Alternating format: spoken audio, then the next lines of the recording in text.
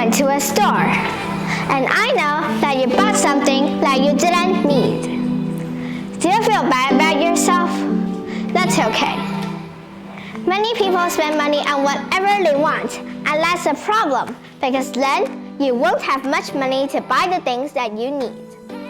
Everyone, take out your smartphone. Do it, or Mr. Set will give you more homework. How many have an iPhone? You don't need an expensive phone. You can just buy a cheap one. A cheap phone can also do the thing that it needs to do. In this speech, I'm going to talk about needs and wants and the difference between them. Finally, I'll teach you how to budget your money.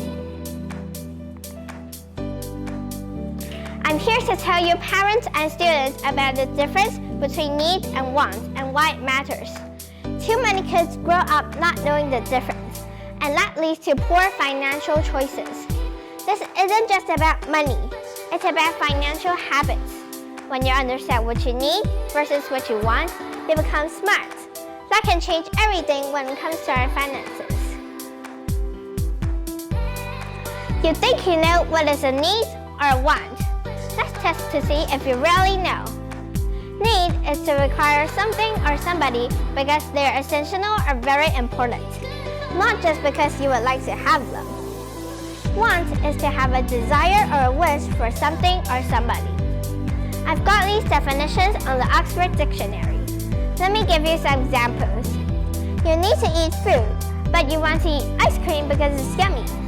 But is this the best thing to buy if you just have a little allowance?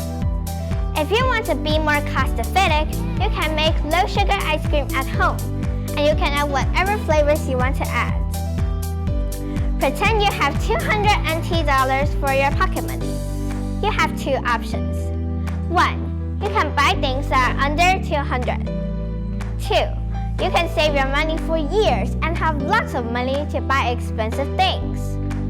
In my experience, I saved money for 2 years and have about $34,600, which I'm saving to go to Europe with my mom. Another example is my little brother. Whenever he gets money, he will use his money to eat waffles or buy cars or do anything that he likes because he thinks that is good. Now, do you know what's a need or a want? Most people talk about earning more money. However, not many people talk about how to effectively manage it. It is equally important to protect my money and use it while thinking about the future. And the step of money management is keeping a track of my expenses and reviewing them from time to time. This helps me stay in control, identify and reduce unnecessary expenses, and spend on things that are necessary. Here are some ways to manage your money wisely. 1. Create a budget. Making a budget is the first and most important step of money management. One popular option is the 50, 30, and 20 budget plan, which allocates 50% of your income for needs, 30% for wants, and 20% for savings and debt repayments. But my own rule is that 100% of my money cannot be spent. I don't need to buy the things that I need or debt to repay, so I can save 100% of my money. As I said, my brother always saves 100% of his money. 2. Save first, spend later. This ensures that I am prepared for my future and eliminates the chances of overspending.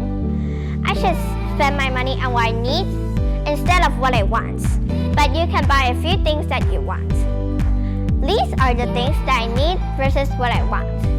Needs are toilet paper, school books, pens, pencils, toothbrush, toothpaste, and so on. Wants are ice cream, dolls, necklace, bracelets, and so on. 3. Save early. You should start to learn to save as early as possible at home than in school.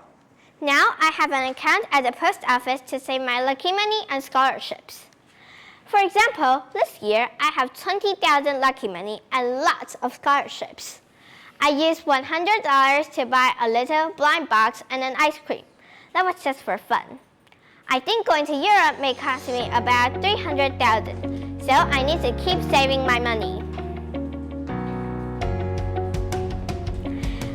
Imagine you've won the lottery for 1 million NT dollars. What will you do? Travel? There are lots of things that you can do. My latest dream is to go to Paris to visit the Eiffel Tower with my family. Although it probably cost me nearly 400,000. But I think my mom might use the money to buy a TSMC stock, which I heard can make another million.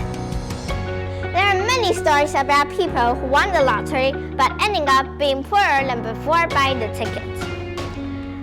Laura and Roger, they won 2.76 million US dollars, and that equals about 100 million NT dollars. They bought a dream house, a car, and lots of other things they want to buy before. After using all of their money in a few years, they don't have any money, not even the money they had before. And I think they should have used the 50, 30, and 20 plan. They could have saved more than 20, but instead, they choose to use all of their money like my brother. What I want to share with you is the habit of saving and investing. The growth of your money relies on good spending habits, and it includes both material and spiritual aspects. Don't blindly live a luxurious life. Try to use your spare money to help others. You will have a more meaningful experience. Spending money is a process of improving your ability.